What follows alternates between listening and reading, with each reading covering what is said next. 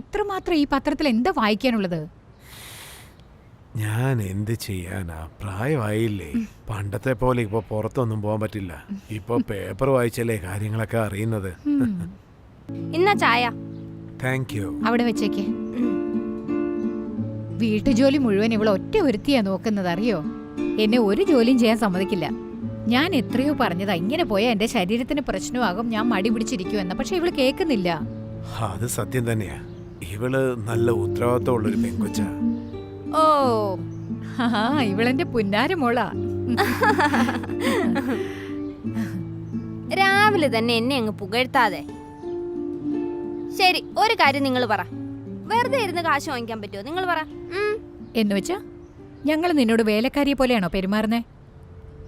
നിന്നെ ഞങ്ങള് സ്വന്തം മോളെ പോലെയല്ലേ കരുതിയിരിക്കുന്നേ? സ്വന്തം മകളെ പോലെയാണോ? ഇവള് നമുക്ക് സ്വന്തം മകള് തന്നെയല്ലേ?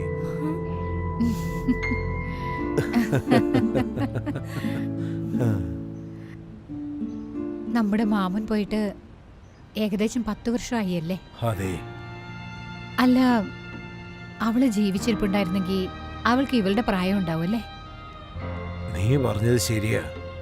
ഒരു പനിയിൽ മരിച്ചുപോയെന്ന് പറഞ്ഞാൽ ആരെങ്കിലും വിശ്വസിക്കുമോ? എന്ത് ചെയ്യാനാ, എല്ലാം നമ്മുടെ വിധിയാ. അപ്പൊ ഞാൻ എന്താ ആലോചിച്ചെന്നറിയാവോ? നമ്മുടെ ദുഃഖങ്ങളെ തീർക്കാൻ വേണ്ടിയാണ് ഇവളെ ആ ദൈവം പറഞ്ഞു വിട്ടതെന്ന് ഞാൻ വിചാരിക്കും. നിങ്ങൾ പറഞ്ഞത് വളരെ ശരിയാ. ഇവളെ ഞാൻ ആദ്യമായിട്ട് കണ്ടപ്പോ ഇവളെ നമ്മുടെ മോളെ പോലെയാ തോന്നിയത്. അതുമല്ല, ഇവള് നമ്മളെ നല്ലോണം നോക്കിക്കോളൂ എന്നുള്ള വിശ്വാസം തോന്നി. ഇവളുടെ ഏറ്റവും വലിയ ബലം എന്താണെന്നറിയോ? ഇവളുടെ സത്യസന്ധതയും നല്ല പെരുമാറ്റമാ. ഇവള് കാളിഘട്ട് സ്ലമ്മിൽ നിന്നാ വന്നതെങ്കിലും എത്ര നല്ല സ്വഭാവ. തുടക്കത്തിൽ നീ എടുത്ത തീരുമാനം എനിക്കത്ര ഇഷ്ടപ്പെട്ടില്ല. ഒന്നും ആലോചിക്കാതെ പെട്ടെന്നുള്ള തീരുമാനത്തിൽ നീ ഇമോഷണലായിട്ട് അവളെ കൂട്ടിക്കൊണ്ട് വന്നതായിട്ടാണ് ഞാൻ കരുതിയത്. അവള് നമ്മുടെ കൂടെ അഡ്ജസ്റ്റ് ആവില്ലെന്നും കരുതി. കാരണം അവളെക്കുറിച്ച് നമുക്ക് കൂടുതലൊന്നും അറിയില്ലല്ലോ. പക്ഷെ അത് തെറ്റായി പോയെന്ന് ഇപ്പം എനിക്ക് മനസ്സിലായി. നീ എടുത്ത തീരുമാനം ശരിയായി.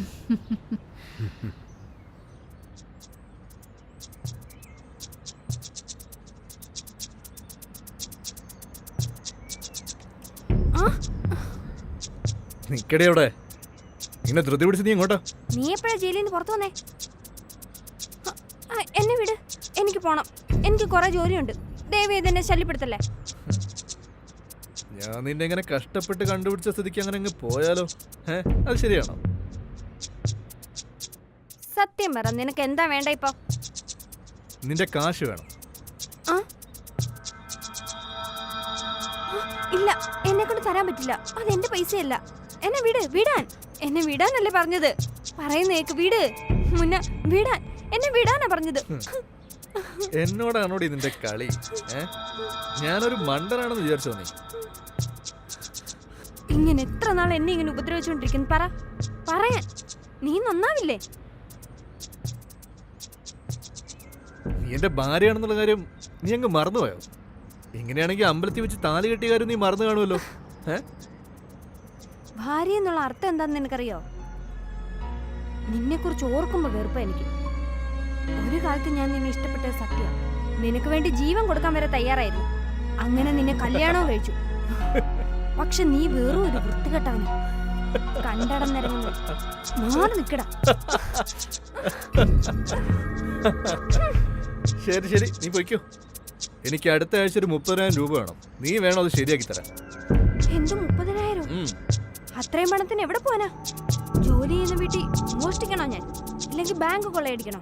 അല്ലെ ഏതെങ്കിലും അവനെ കൊന്നിട്ട് 30,000 കൊണ്ടുവരണോ? അതൊക്കെ നീ തന്നെ അങ്ങ് തീരുമാനിച്ചോ. പക്ഷെ എനിക്ക് കാശ് കിട്ടണം, അത്രേ ഉള്ളൂ.